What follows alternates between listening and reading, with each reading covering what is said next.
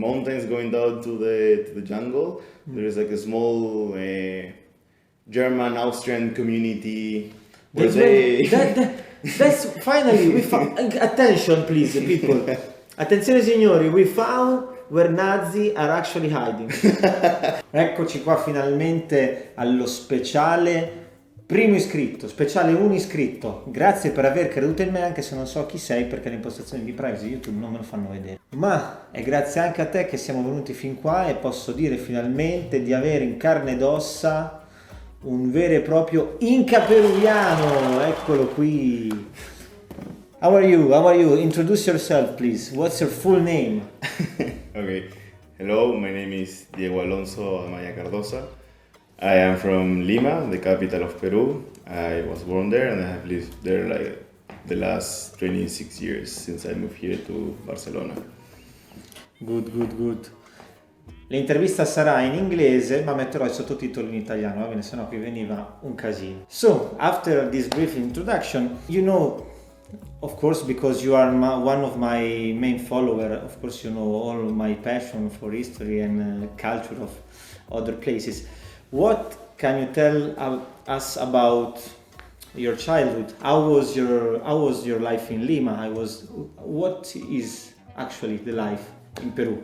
As you know, Lima is the capital, the biggest city, the most populated city, and also is the most strongest economically. So it's a really big and modern city. I would say like my childhood was basically could be like really similar compared to someone that have grown up in a big European city. That's something that I realized also for one of the first times that I went to the US and I said I was from Peru. And was like, yeah, I mean, I learned English there. And they were thinking like, oh, you might go to school in Lamas or that live in the mountains. You just discovered fire 10 years ago, basically. Yeah. But it's not. It is not because, as always, capitalism took everything, okay? My childhood was pretty normal. I went to primary schools, secondary school, then I went to Did you have Dragon Ball on of TV? Of course, I watched Dragon Ball, Pokemon. Okay, perfect. I was watching the World Cup. Okay, perfect. So it's true that maybe at the mountains could be different. For example, you would have born in a village into the mountain. First of all, I might have a different accent because my native language will be maybe Quechua or Aymara, depends on the region, or even in the jungle, other ones. But were you still able to learn Spanish? Yes. Okay. It would be, let's say that for the people in the community, the dialect they speak Quechua, but they still learn the Spanish, is what you learn actually at the school. And for, let's say, interact or for the tourists or for businesses, you need the Spanish. But still there are nowadays remote villages that prefer to live the old way instead of be part of the globalization. The problem is like geography.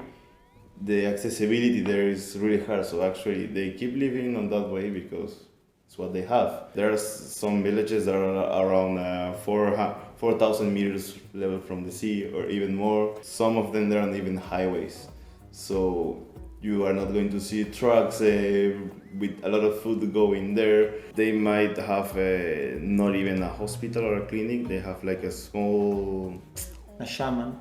No. Well, also they have it. They also have it actually, but they might have like one nurse or a doctor eventually.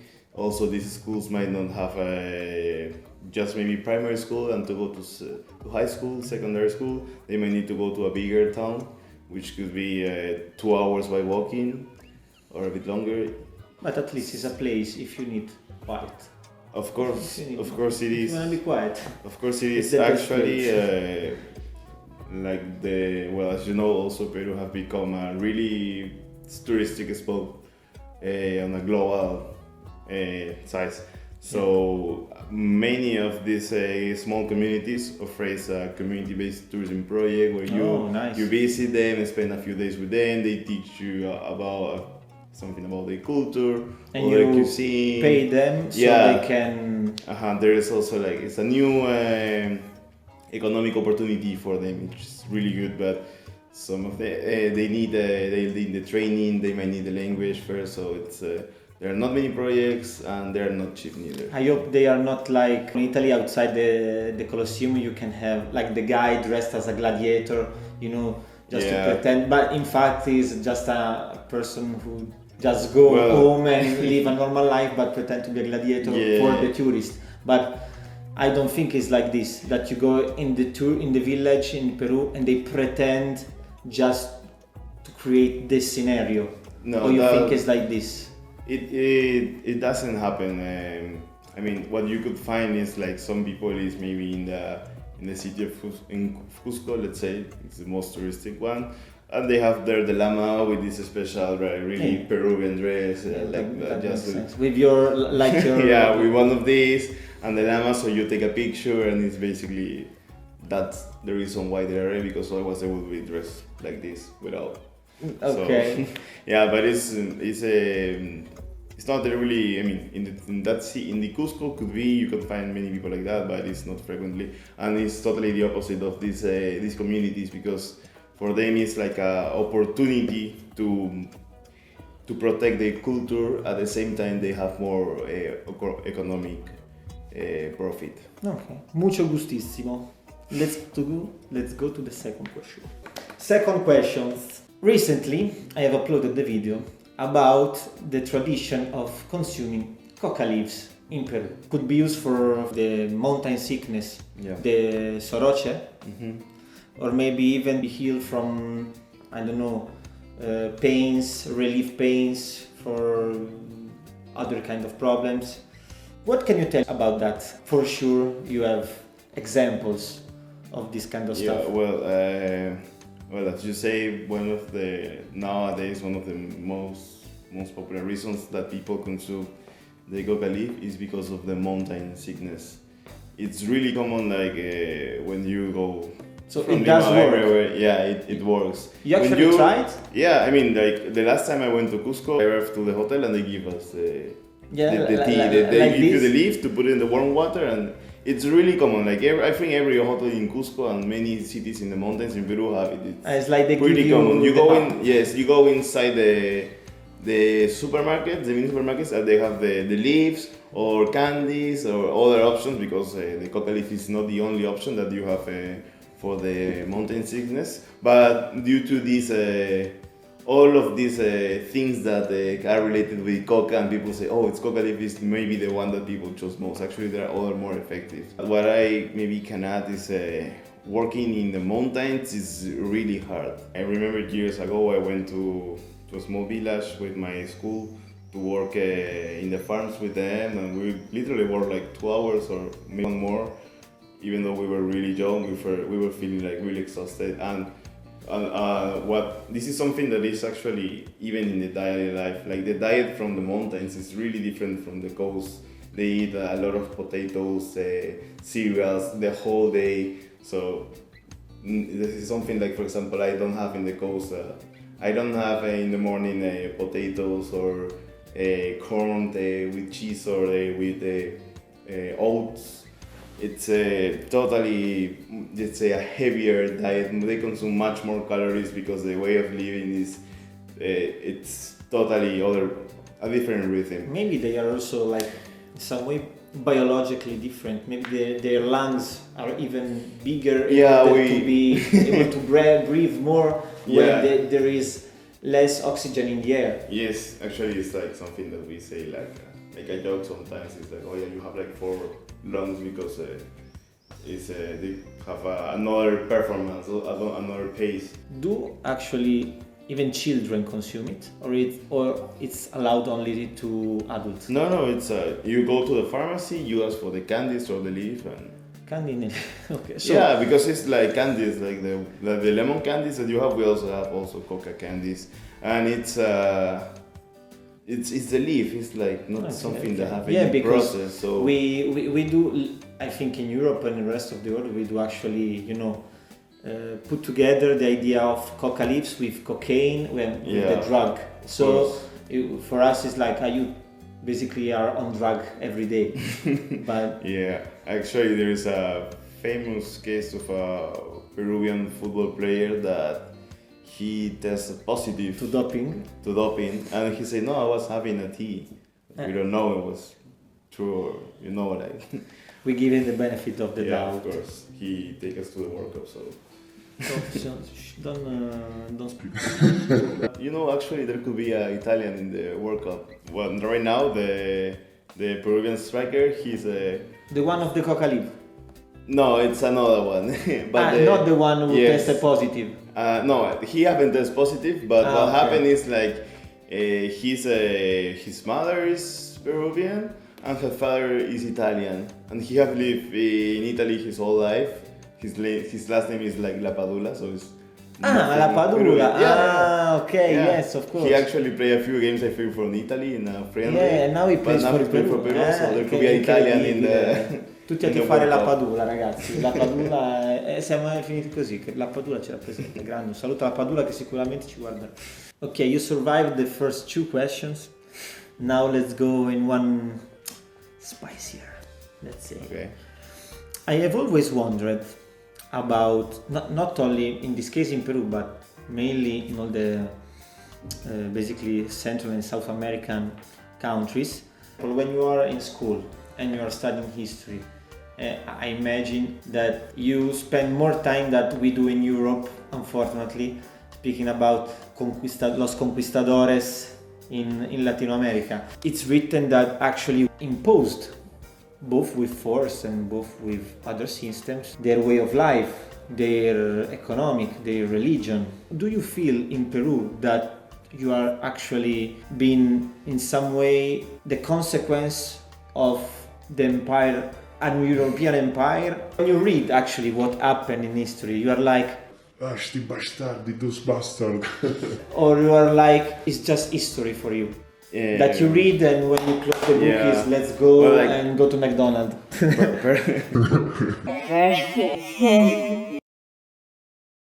Like, as you say, it's history.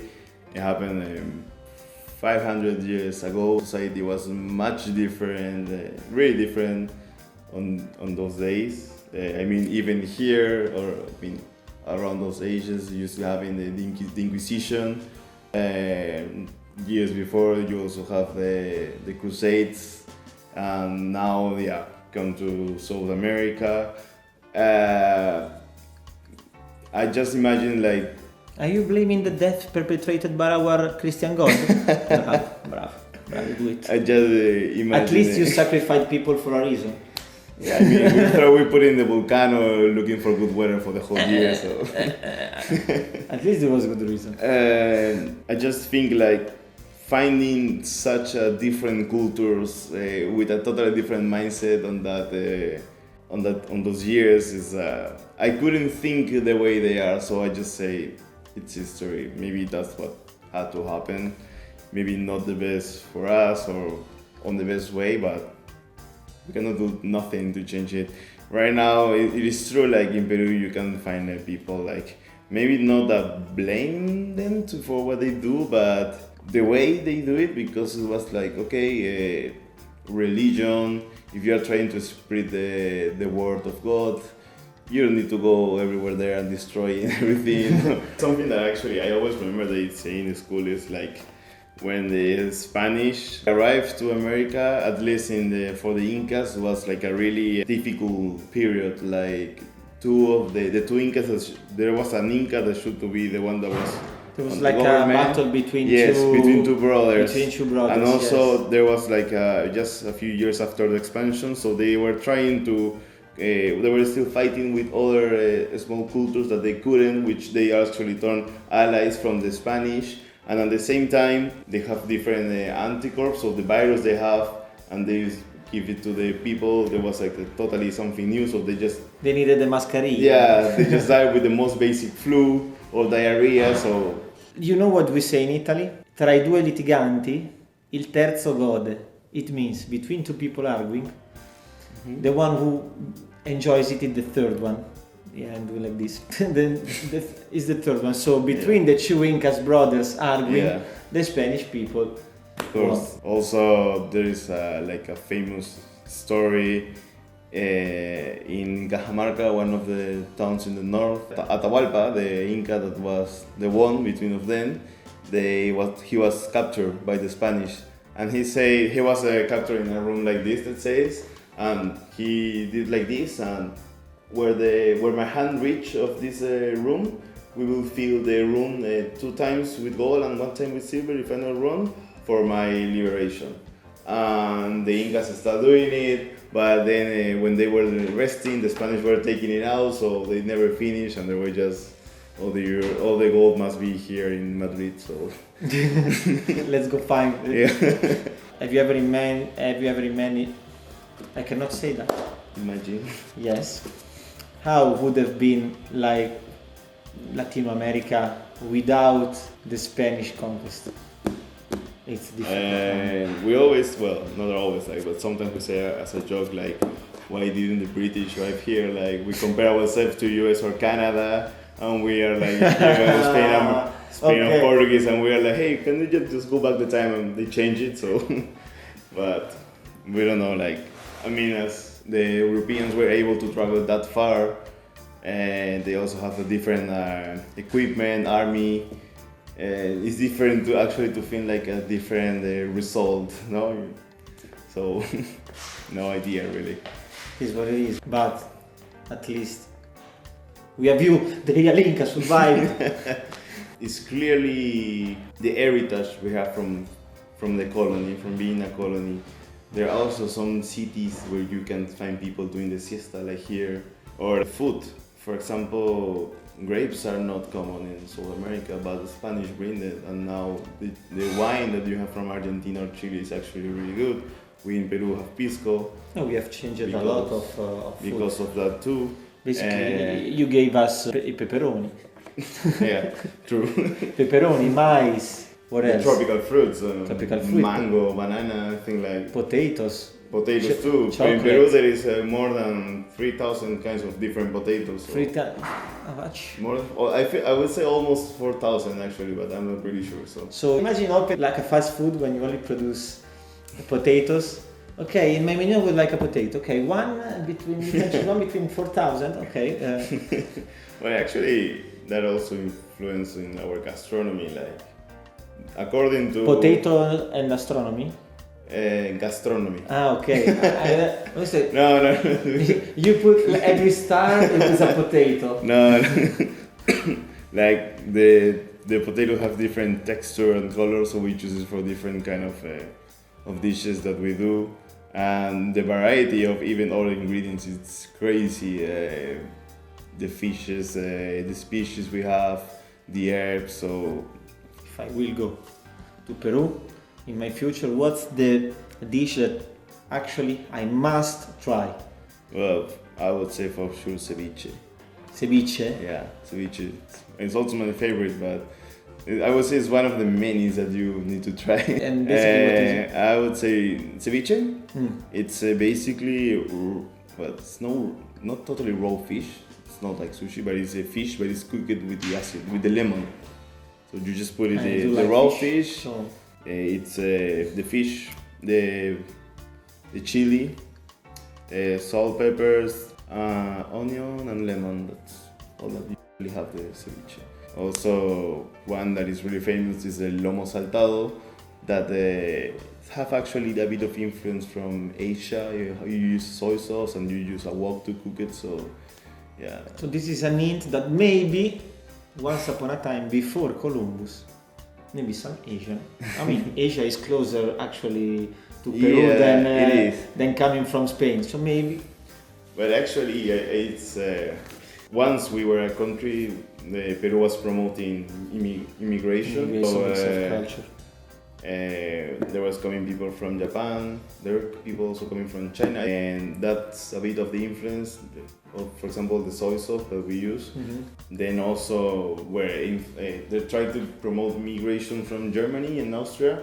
Didn't really work that much, really good, because the people arrive and then say, okay, you can establish there, but then they were kind of isolated. So now we have in the like in the mountains going down to the jungle. There is like a small German Austrian community where That's finally we found. Attention, please, people. Attenzione, signori. We found where Nazi are actually hiding. The Hydra, you know, the Hydra Nazi secret. Yeah. And they are actually in Peru. Attenzione, incredible. You go to this place and they're like They are all like German people.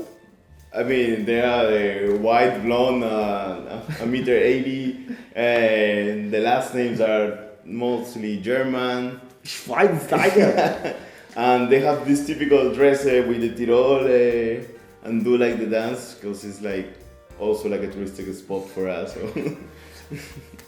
So But basically, yeah. And they produce their own beer. It's kind of popular also. so if I go to Peru, maybe I imagine myself like, you know, like Indiana Jones with your sword, your machete, trying to, you know, cut the wild plants, looking for ruins, and then imagine like you open in an open area, and you find like a German dance.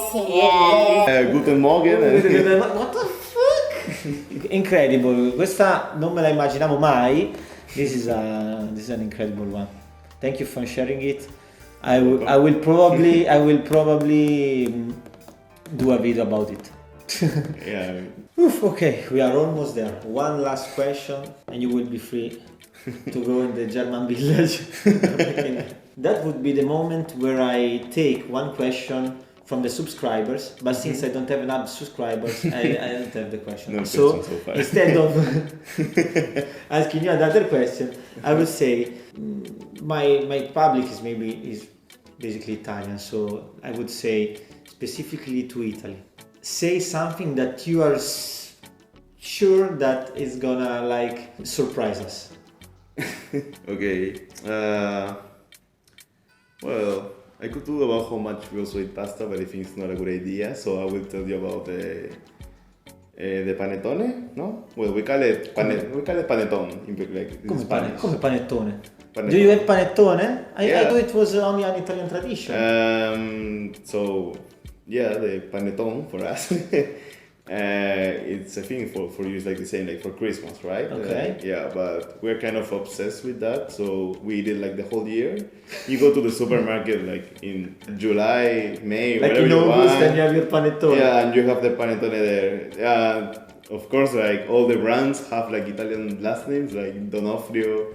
Like invented, like a fake one, like a Mario. Well, actually, Zupacci. Donofrio is one of the most famous brands from bakery and kind of stuff. I have And to it was Italian, the one that arrived. We have many like brands, like our most famous local pasta, it's the Molitalia. Other one famous is Don Vittorio, like as you see.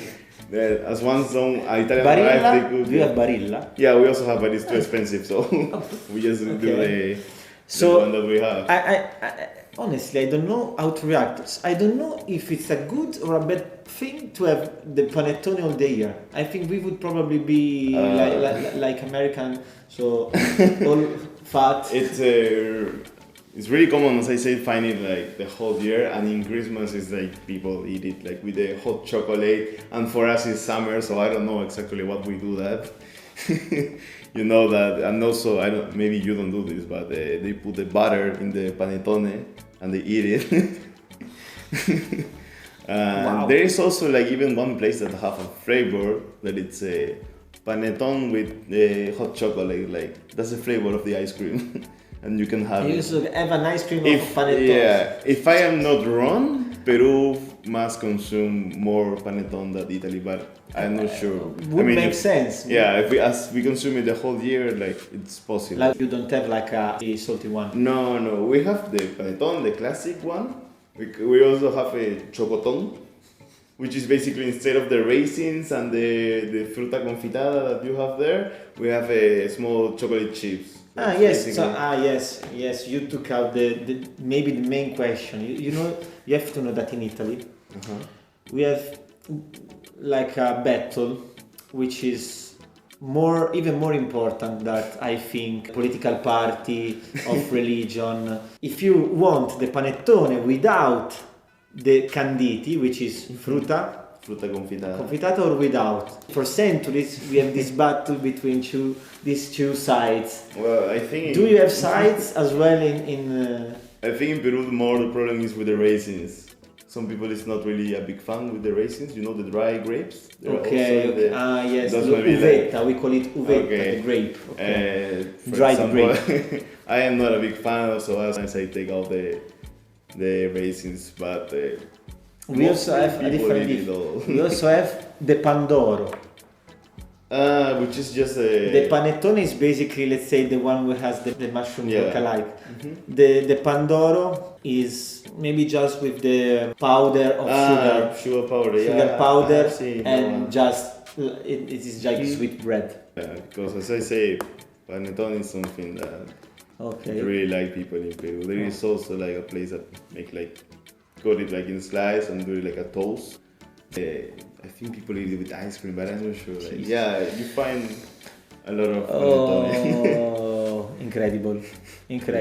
It's the typical like people don't think about Christmas without hot chocolate and panettone and the turkey. So we can say there is a little bit. This is how us Italian bring culture to other places.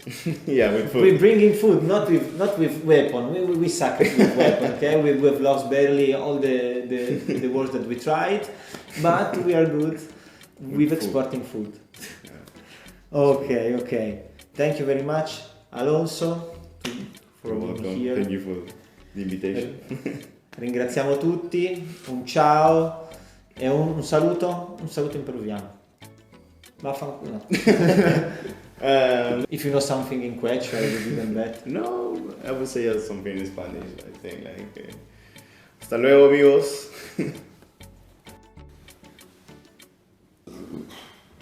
I need it. It will be in the video, you know. In the bloopers. In the ad section, I always put stupid stuff. The BTS. Bravo. So.